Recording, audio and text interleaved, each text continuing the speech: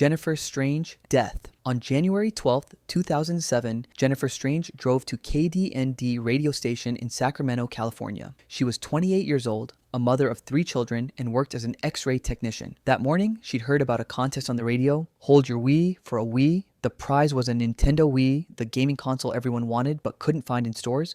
Jennifer wanted to win it for her kids. She arrived at the station around 6:45 a.m. 17 to 20 contestants gathered in a room separated from the main studio so they couldn't hear what the DJs were saying on air. The rules were simple. Drink as much water as you can without using the bathroom. Last person standing wins. Everyone signed a release form. The contest began. Each contestant was handed an 8-ounce bottle of water. They drank. 15 minutes later, then another, then another. As contestants were eliminated, the bottles got bigger. After 8 rounds, they moved to half-liter bottles. Jennifer kept drinking. She was determined, thinking about her kids' faces on Christmas morning. On air, listeners called in, warning about the danger. Those people drinking all that water can get sick and possibly die from water intoxication, one caller said. The DJs laughed. We're aware of that, they replied. They signed a release, so we're not responsible. Inside the room, contestants began to struggle. Stomachs distended, looking pregnant with water. Jennifer was in second place. She'd consumed nearly 2 gallons of water over 3 hours. During the contest, she complained about pain. Her belly was swollen, round like a balloon. The DJs joked about how she looked pregnant. Finally, the contest ended. She won 2 concert tickets to see Justin Timberlake, not the Wii she'd wanted. She left the station and called her supervisor at work. I'm on my way home, she said. My head is hurting real bad. She was crying in pain. Her supervisor grew concerned and called Jennifer's mother, asking her to check on her daughter. Jennifer made it home to Rancho Cordova, but the pain was unbearable. Her head throbbed with a splitting migraine. Nausea overwhelmed her. Her mother arrived at Jennifer's house an hour later and found her daughter dead. Jennifer Strange had died from acute water intoxication. Her sodium levels had plummeted and her brain had swollen until it herniated. She left behind 3 children. Ryland, 6 years old, Jory, 3 years old, and Keegan, 13 years old. They'd never get their Wii. They lost their mother instead. The radio station canceled the morning rave show. 3 years later, a jury awarded Jennifer's family $16.5 million,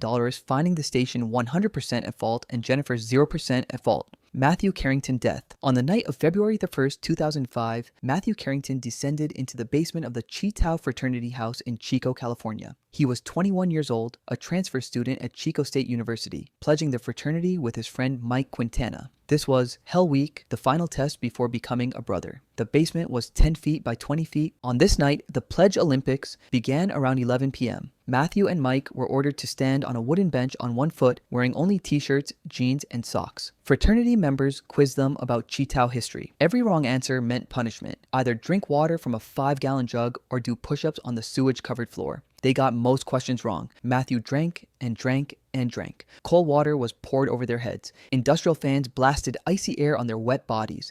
The basement temperature was between 30 and 39 degrees Fahrenheit. They shivered, teeth chattering, bodies trembling. The fraternity members ordered them to remove their shirts, now bare-chested in the freezing basement. The 5-gallon jug was refilled again and again and again, over 5 times throughout the night. Matthew's body was shutting down.